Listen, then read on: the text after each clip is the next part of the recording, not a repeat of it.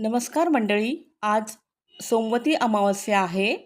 महादेवाची पूजा करून महादेवाचा महामृत्युंजय जप 11, 51 किंवा 108 वेळा म्हटला तर आपल्याला आरोग्य आणि सुखसंपदा मिळते. तर म्हणूया, ओम त्र्यंबकं यजामहे सुगंधिं पुष्टिवर्धनम् उर्वारुकमिव बन्धनात् मृत्योर्मोक्षीयमामृतात्.